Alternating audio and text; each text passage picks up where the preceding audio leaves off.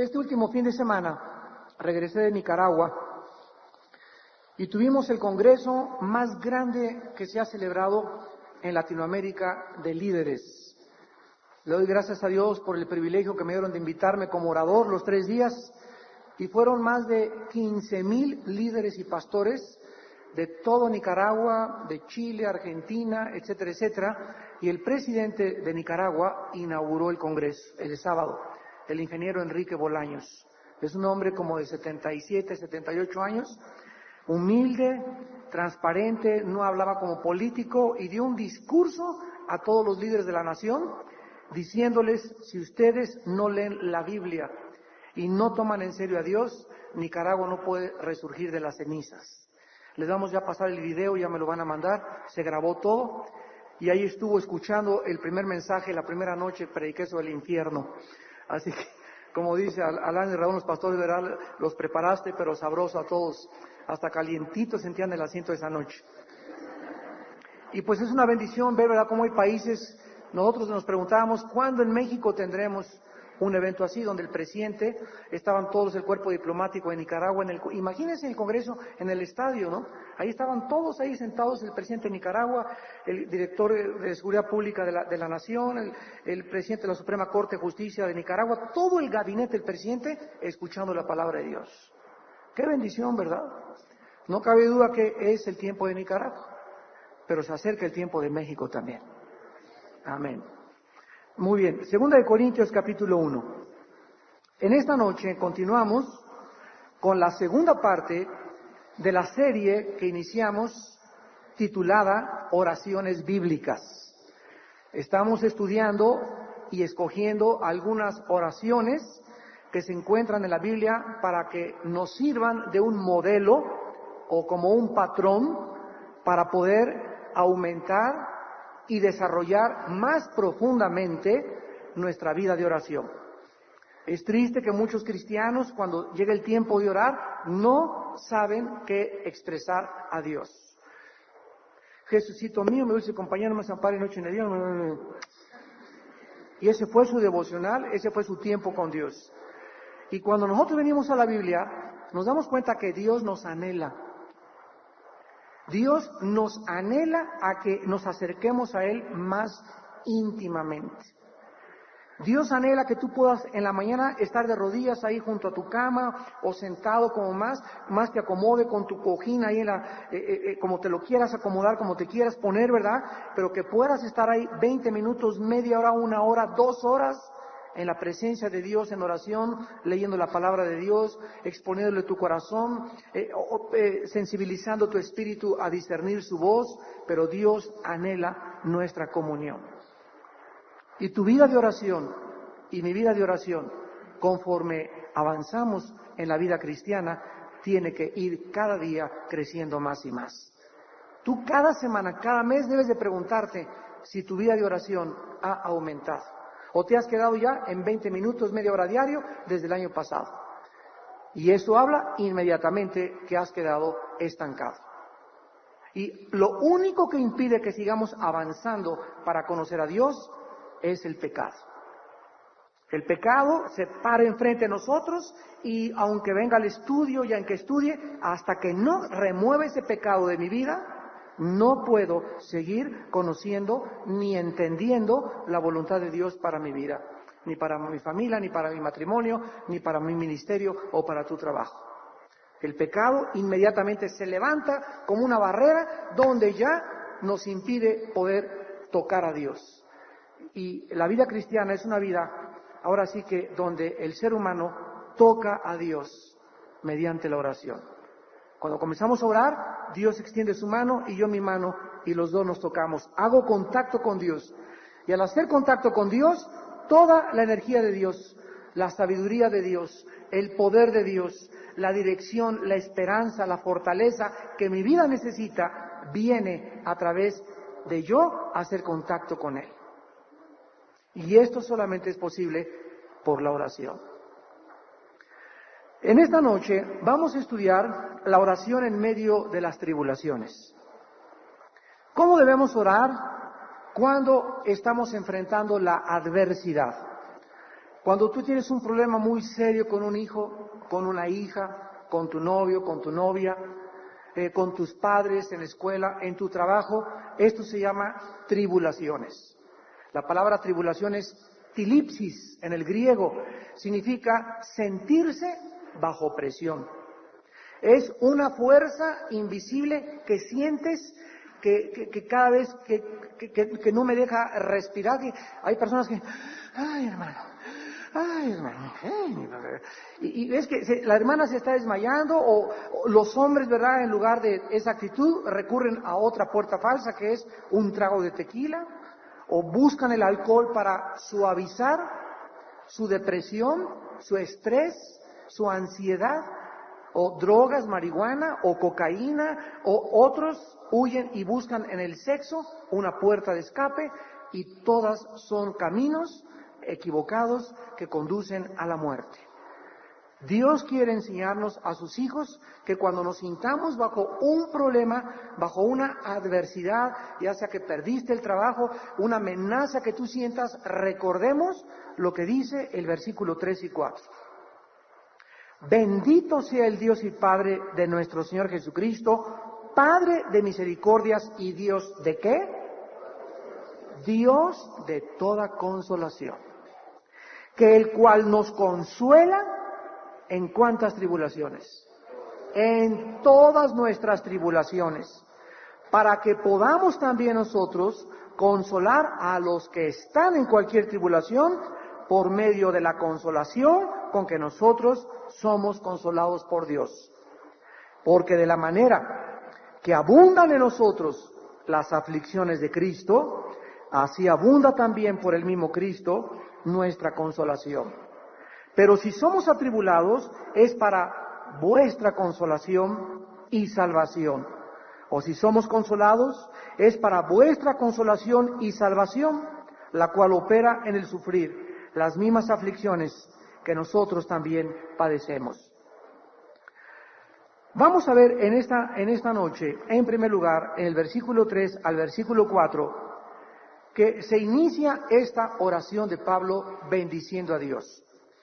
Y aquí se revela la palabra bendito como la palabra griega eulogetos. En el hebreo es baruch, bendecir.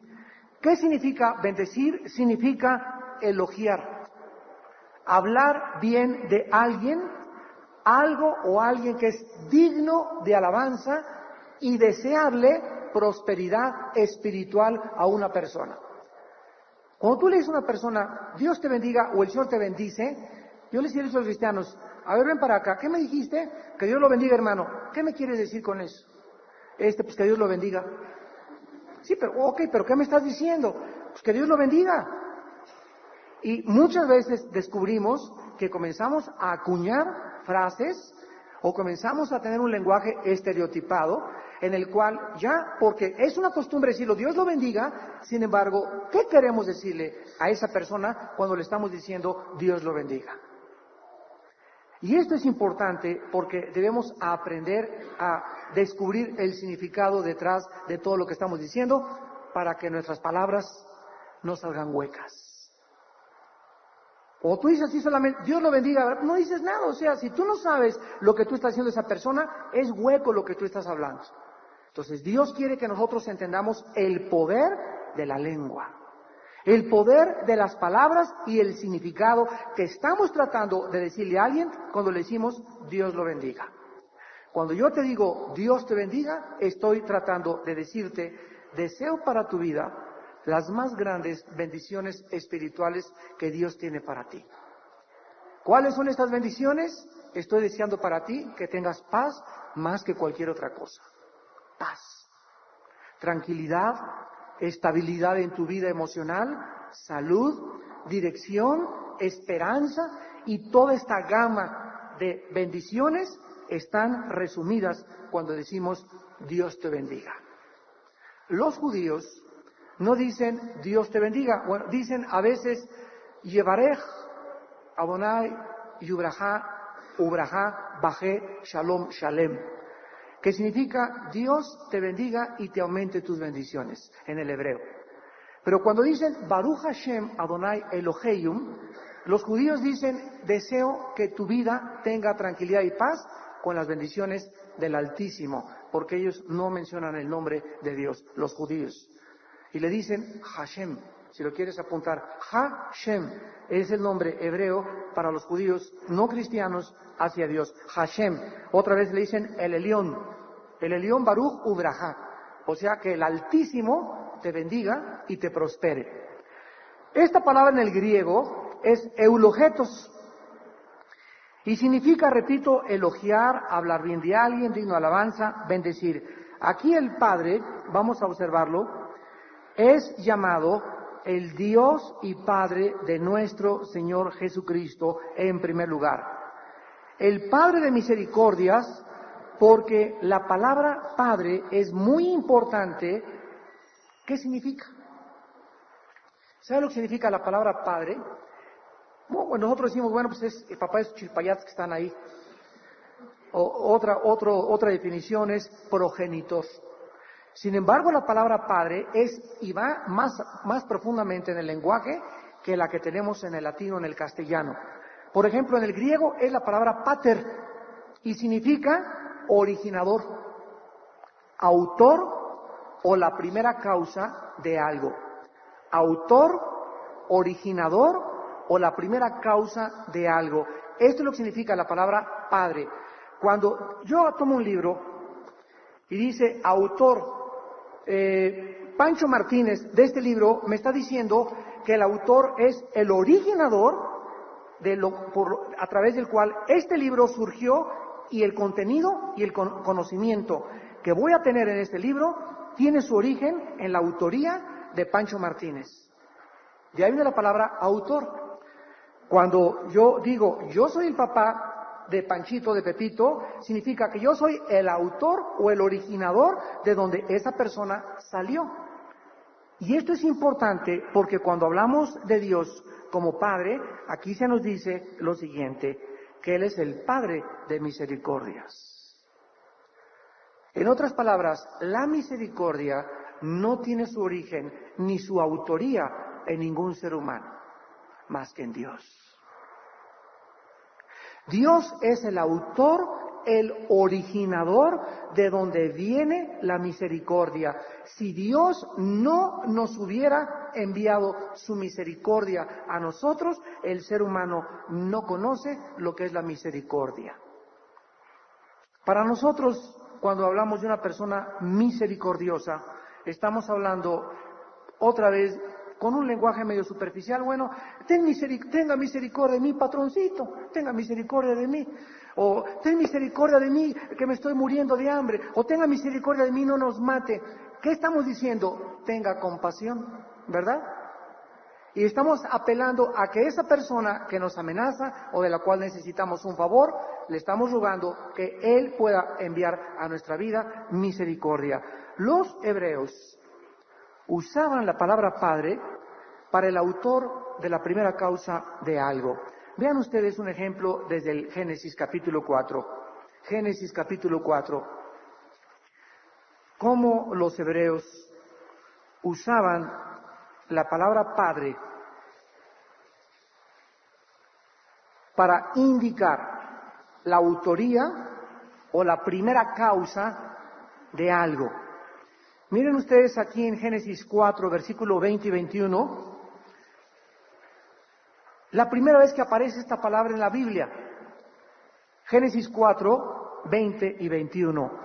Y Ada dio a luz a Jabal, el cual fue padre de los que habitan en tiendas y crían ganados. ¿Dónde tuvo su origen la ganadería? ¿Dónde tuvo su origen las tiendas de campaña que el hombre diseñó para protegerse y resguardarse del frío y de la intemperie? En un hombre bíblico llamado Jabal. Versículo 21, y el nombre de su hermano fue Jubal, el cual fue padre de todos los que tocan arpa y flauta. ¿Quién fue el originador de la música? Jubal. Entonces la Biblia nos comienza desde el principio a mostrar cómo de determinados hombres y de los genes de esos hombres comenzaron a originarse los oficios, la agricultura, la ganadería, la música, etcétera, etcétera. ¿Tú nunca te has preguntado esto? Porque tu hijo, Pepito, tiene una disposición nata hacia la música. Y a los 5 años ya toca el piano, a los 7 años la flauta, a los 12 años quiere meterse al conservatorio de música, y el otro hijo mío quiere ser futbolista, y el otro quiere ser abogado. ¿De dónde viene esta disposición humana hacia diferentes aspectos o áreas académicas u oficios o deportes de la vida? ¿De dónde viene todo esto? De antepasados nuestros, de genes que tuvieron mis tatarabuelos, y cada ser humano hereda a través de los genes la información o el disquete, el software. Yo nací con un software, tú naciste con un software. Yo recuerdo a mi padre, por ejemplo, mi padre amaba la música y la amaba tanto que nos puso desde chiquitos a aprender a tocar la guitarra. Me acuerdo a los 7 años de edad ya teníamos un maestro que nos da clases de guitarra. Mi hermano Alex, mi hermana Terry y yo tocábamos muy bien. Ahí me dio más por la música clásica y la flamenca y la guitarra. Y mi padre le daba una guitarra y era una papa para tocar nada. Nunca mi padre aprendió a tocar ningún instrumento. No estaba en él. No tenía esa disposición nata de la musicalidad, pero amaba la música. Hay muchas veces que amas el fútbol y te dan un falón, ¿verdad? Y mejor métete a jugar básquetbol. Porque no lo haces. Agarramos a Michael Jordan y lo metemos a la selección de fútbol y Michael Jordan hace el ridículo. O agarramos a Hugo Sánchez y lo metemos con los Lakers de basquetbolistas y no la hace, ¿verdad? Porque Hugo Sánchez nació para ser futbolista, Michael Jordan para ser basquetbolista, Oscar Wilde para ser escritor, Shakespeare para ser dramaturgo, y así vemos a Einstein para ser un científico, y cada uno de nosotros tenemos diferentes disposiciones. Vean esto en 1 Corintios capítulo 1. La Biblia es maravillosa, maravillosa. Nos contesta todas las interrogantes, los cuestionamientos. Es tan profunda y al mismo tiempo tan simple y tan sencilla. Dice 1 Corintios capítulo 1, versículo 26. Pues mirad, hermanos, vuestra vocación. ¿Qué es vocación? Llamado, ¿verdad? ¿Qué vocación tiene mi hijo? Pues mi hijo tiene vocación para ser abogado, el otro tiene vocación es llamado. La Biblia nos manda que veamos nuestro llamado. Fíjense lo que dice: no son muchos sabios. ¿Cuántos Einstein hubo en el siglo XX?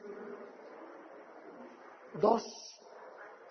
Alberto Einstein y el otro que vive ahorita, que se llama Stephen Hawking, que es el científico matemático en Inglaterra, está atado a una silla de ruedas, tiene una especie de esclerosis que no le permite, es el hombre más inteligente que existe en el mundo ahorita, se llama Stephen Hawking, o Hawkins, y escribió un libro de astrofísica tremendo, y él es uno de los científicos como Einstein que dice, Dios no juega a los dados con el universo. Pero nada más 2. Mirad que no son muchos sabios, según la carne, ni muchos poderosos. ¿Cuántos poderosos hay en el mundo, verdad? Son contados, ni muchos nobles. ¿Cuántos reyes quedan en Europa? Pues los reyes de Holanda, los reyes de España, los reyes de Bélgica, los reyes de Inglaterra, pero son 4, 5, 6 reinados en el mundo entero, comparado con los más de 6,000 millones de habitantes que habitamos. Mirad que no hay muchos abogados, no hay muchos licenciados, no hay muchos plomeros, está repartida la vocación por todas partes. Y todo esto nos muestra la autoría, el origen de estas cosas, de dónde viene mi vocación de Dios. Dios tiene para ti y para ti y para ti y para ti y para ti un llamado por lo cual naciste. Y la Biblia nos dice que nuestra responsabilidad es descubrir para qué me creó Dios.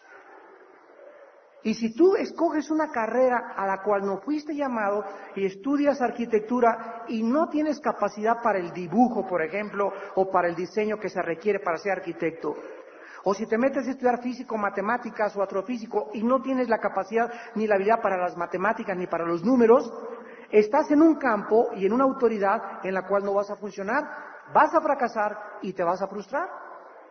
Porque no es tu llamado. Pero es que mi papi quería que fuera arquitecto como él. Pues si tu papá era arquitecto como él, no significa que todos mis hijos van a ser arquitectos, ni que tienen el llamado que yo tuve.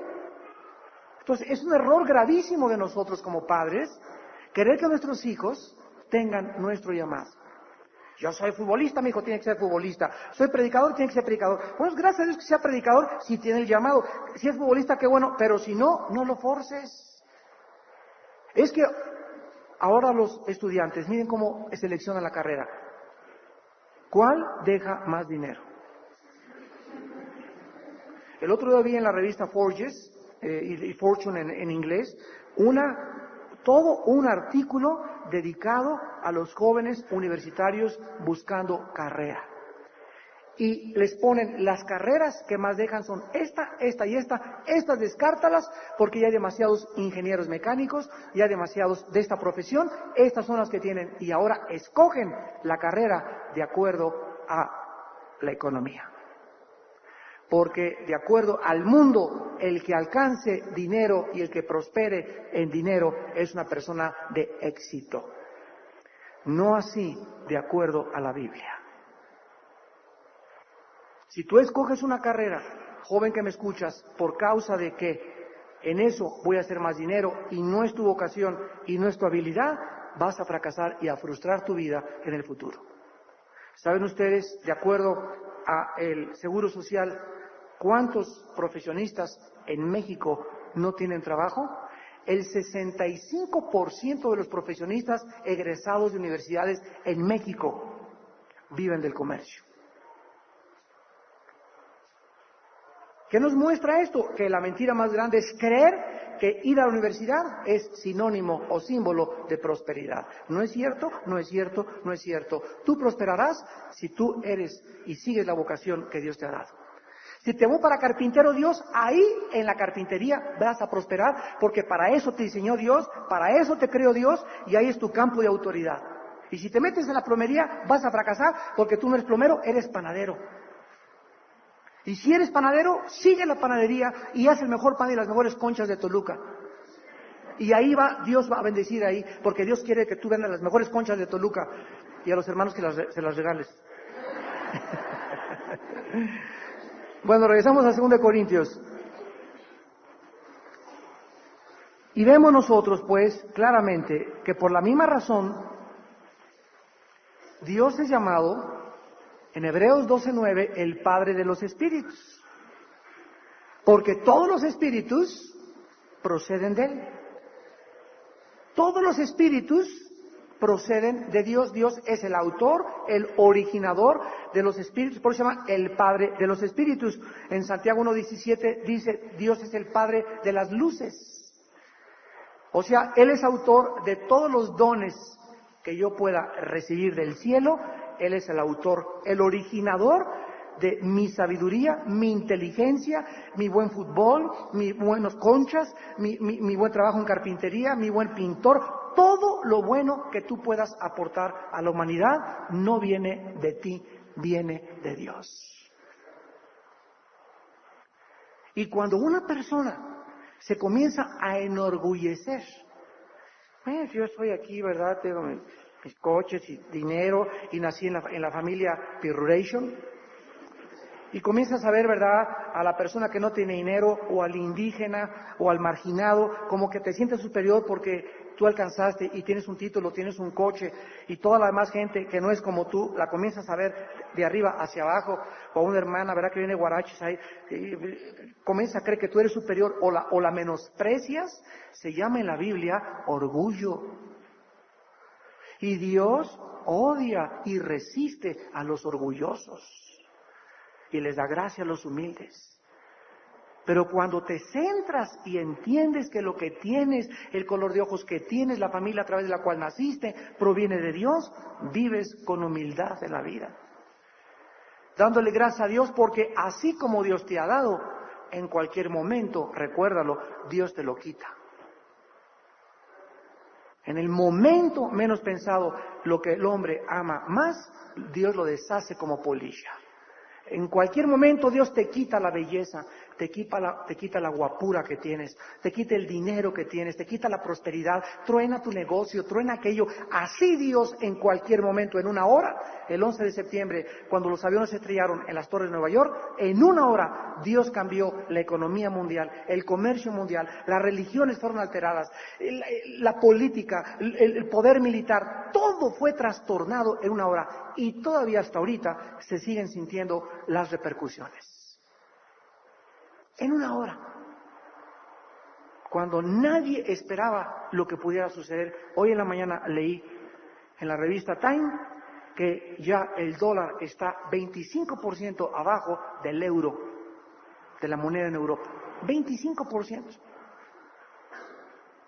Y que si en los próximos años o meses, así dice el artículo, dice el dólar a la deriva, en la revista Time que acaba de salir hoy, el dólar a la deriva, así se llama el artículo por dentro, dice el artículo que si en los próximos meses los de la Organización de Producción de Petróleo Mundial, la OPEP, tratan de ya no comprar en dólares, ni tener el dólar como paridad para exportar e importar petróleo, y escogen el euro para que sea la paridad del petróleo, el dólar y Estados Unidos se van totalmente al fondo.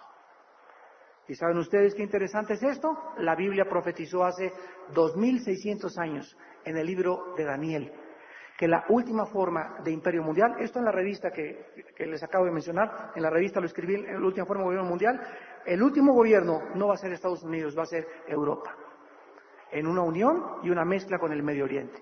Europa y el Medio Oriente van a hacer una alianza y de ahí va a salir el anticristo.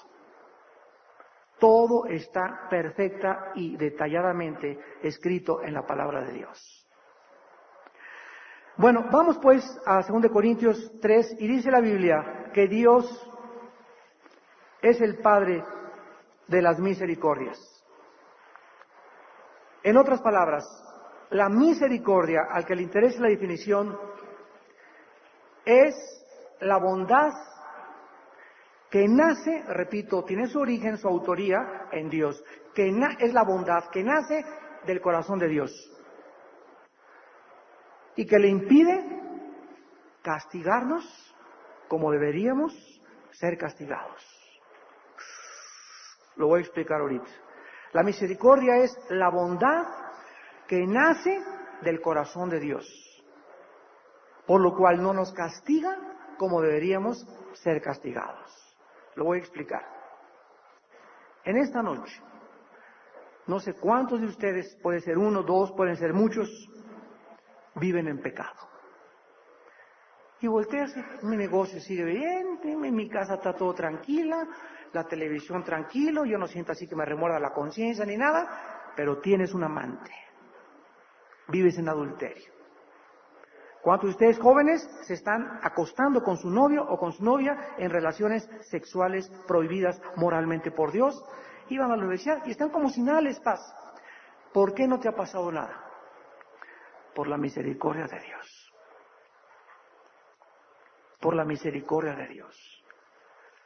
Porque se está esperando Dios a que tú tal vez en esta noche reacciones y te des cuenta que no puedes continuar viviendo en pecado.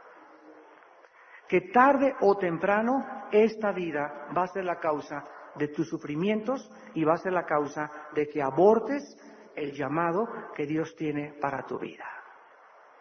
Dice en Romanos 2, versículo 4, o menosprecias las riquezas de su benignidad, paciencia y longanimidad, ignorando que su benignidad te guía al arrepentimiento. Dios nos está diciendo en esta noche, ¿qué no sabes? Que la razón por la cual no te ha pasado nada, no has tenido ningún accidente, no te has metido a la cárcel, no te has embarazado, no has tenido SIDA, ¿no sabes que es porque soy un Dios misericordioso?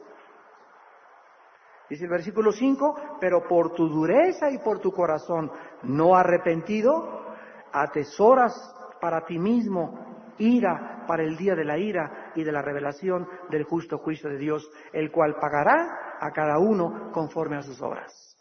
O sea que Si tú crees que porque no pasa nada y sigues igual, no, yo no necesito a Dios, no te metas conmigo, Dios, ¿verdad? Ya estoy cansado de sermones. Ok, dice Dios, ¿sabes qué, Pancho? ¿Sabes qué, Pepita? No me vuelvo a meter contigo.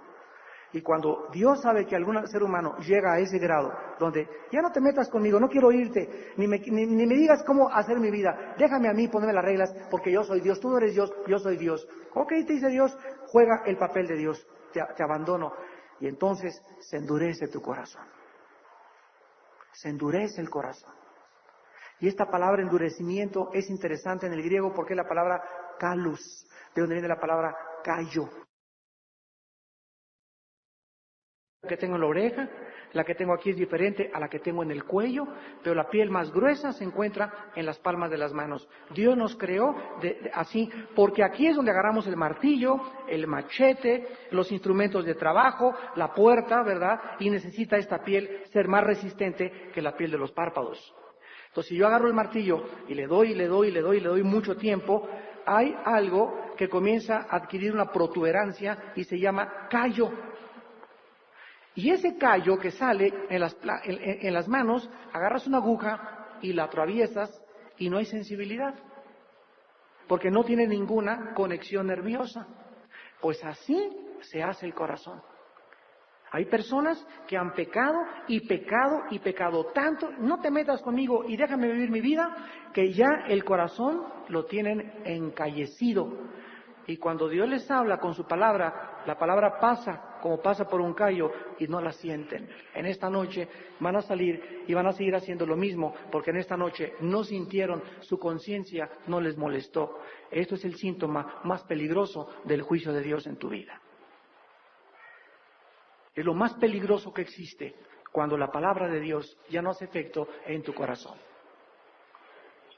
Regresamos a Corintios y dice la Biblia que Dios también es el Padre de consolación.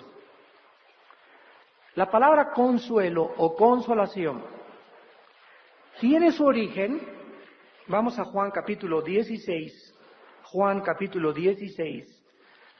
en el Espíritu Santo. Dios, ya vimos, es el origen y el autor de la misericordia, pero también del consuelo. Esto es bien interesante. Y veamos el origen del consuelo. Y vamos a entender qué significa ser consolado por Dios. A ver si nos da tiempo de acabar. Si no, el próximo miércoles continuamos. En Juan 16. Perdón, vamos a leer desde el capítulo 14 de Juan. Juan 14, versículo 16.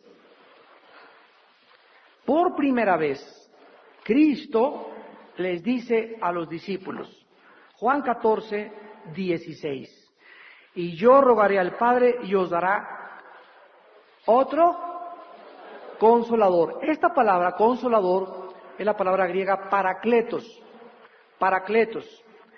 Y los griegos la usaban para los abogados, no los de México, ¿verdad? Bueno, todos, ¿verdad?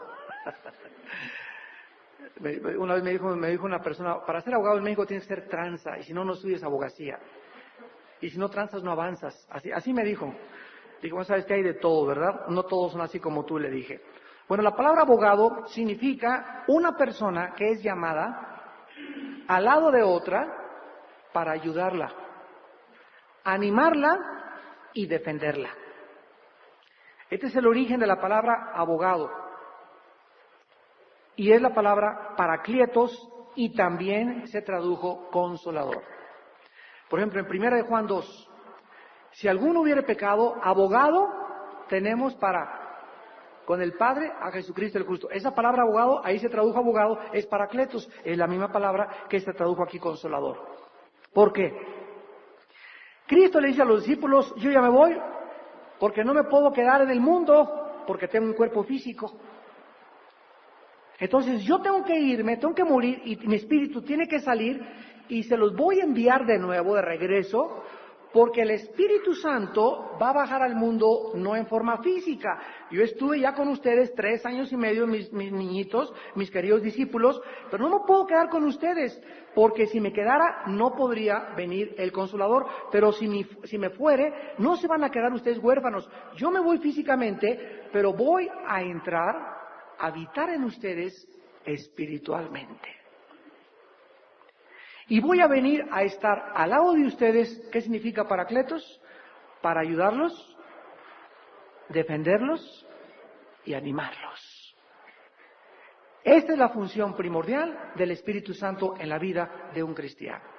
Vayamos a Juan 16. Bueno, ahí mismo veamos el 18. Dice, no los dejaré huérfanos, vendré a vosotros. Y en el capítulo 16 de Juan, versículo 7, Jesús continúa diciéndoles, pero yo os digo la verdad. Os conviene que yo me vaya, porque si no me fuere, el Consolador no vendría a vosotros, mas si me fuere, yo os lo enviaré. ¿De qué manera esta revelación tan tremenda nos debería motivar a entender lo siguiente? El Espíritu Santo, en el momento en que una persona recibe a Cristo como su Señor y Salvador, entra y nos sella. Un sello implica propiedad y un sello implica, ¿verdad?, que somos exclusiva propiedad del Señor, y también nos distingue de los poderes del mal, de que somos y pertenecemos al ejército de Dios. Los demonios saben quién tiene en esta noche el Espíritu Santo y quiénes son religiosos nada más.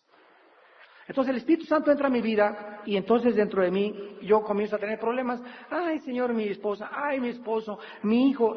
Y en ese momento soy cristiano. ¿Qué debo hacer? ¿Una copa? ¿Un pericazo? Ay, Señor, ¿un chocho? ¿Ir con el psicólogo, con el psiquiatra? ¿Cuál es la reacción del cristiano ante las tribulaciones? Caer de rodillas. Caer de rodillas. Señor, oh Padre Santo, aquí estoy delante de ti, tengo 3 días que no veo a mi hijo, se fue a mi hija o mi esposo, lo que tengas, perdí el trabajo, de rodillas. Y ahí de rodillas comienza en 10, 15 minutos a calentar tu corazón con Dios. Padre, te adoro, te bendigo y procura entrar en un estado primero de paz. Porque tú no puedes estar hablando, Señor, Señor, ¿me escuchas? Señor. Porque con esa actitud, con tu corazón así, no puedes distinguir ni discernir la voz del Espíritu Santo. Entonces, primero cálmate, aplácate, sereno moreno. Y ya que te calmas, después de 10, 15 minutos de adorar a Dios, Padre, te bendigo, ya que te sientas tranquilo, ¿verdad? Cálmate, dice Dios, y háblame bien. Es como cuando yo me digo, papá, ¿qué le dice a tu hijo? Cálmate, háblame bien, tranquilízate. A ver, tranquilízate primero y háblame bien. ¿Por qué? Porque en un estado emocional alterado no se puede ni siquiera coordinar ni tener pensamientos coherentes.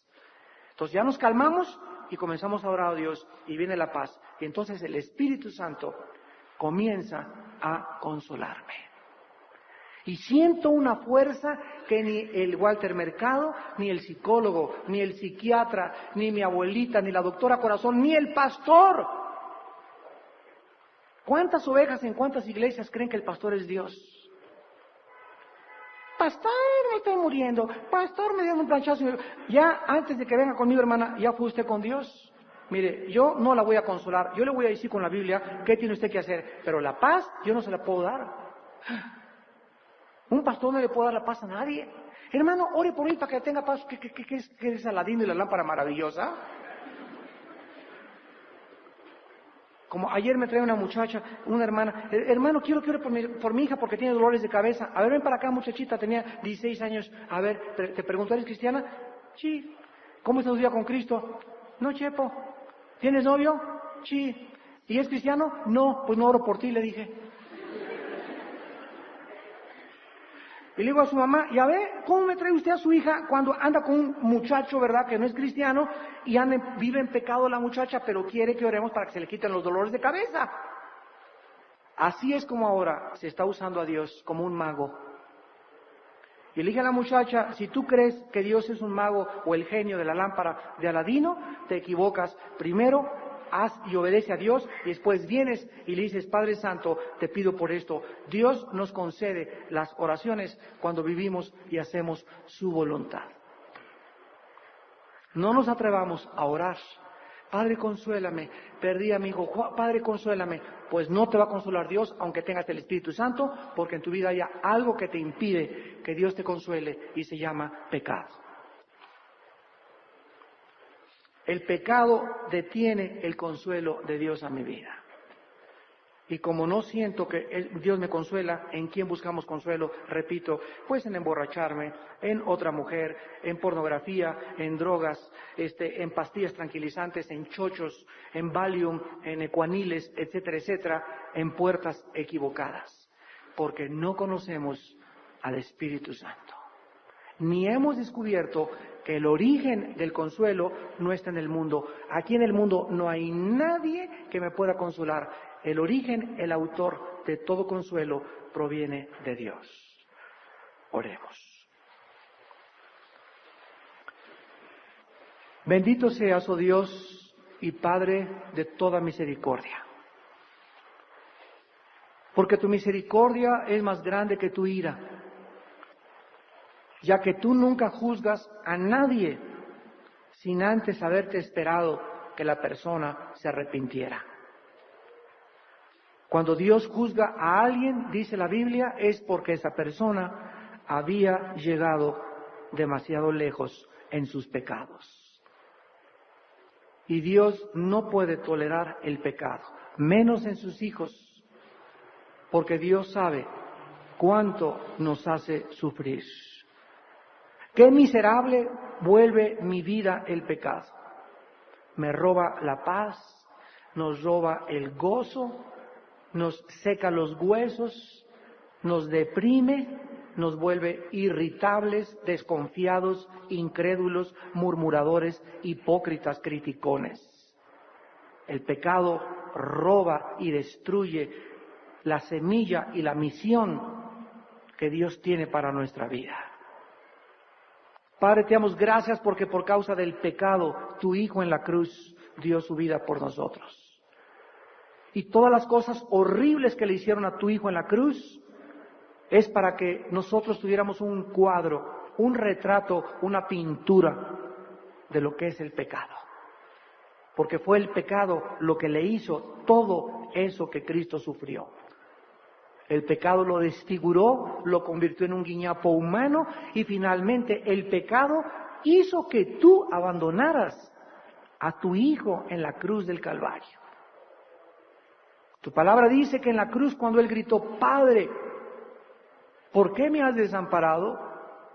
La respuesta era, porque en ese momento, hijo mío, los pecados de la humanidad están siendo puestos sobre ti y yo tengo que dejarte morir solo.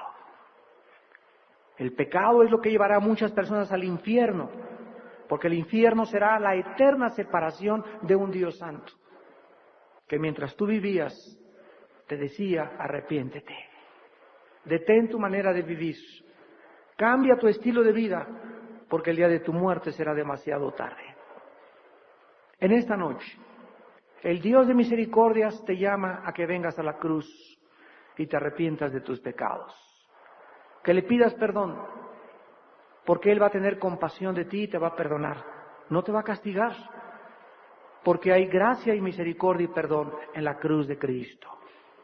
Si tú vienes esta noche arrepentido a la cruz y crees que Cristo murió en tu lugar en la cruz y con su sangre pagó por tus pecados y por mis pecados, la Biblia dice que Dios te da vida eterna. Ven en esta noche a Cristo. Arrepiéntete de tus pecados y recíbele por la fe en tu corazón. Las personas que en esta noche quieran invitar a Cristo a su vida por primera vez, dile estas palabras ahí desde tu lugar. Dile, Señor mío y Dios mío, reconozco que soy un pecador, una pecadora, y que mi vida te ha ofendido. Creo que Jesús en la cruz pagó por mí con su sangre por mis pecados. Creo que a los 3 días lo resucitaste entre los muertos y en este momento Él está vivo en forma espiritual.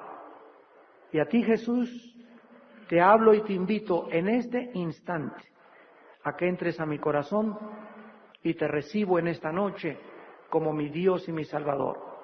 Lávame y perdona mis pecados, cambia mi manera de pensar y dame la vida eterna. Porque te lo pido y te doy las gracias en el nombre de Jesús. Amén.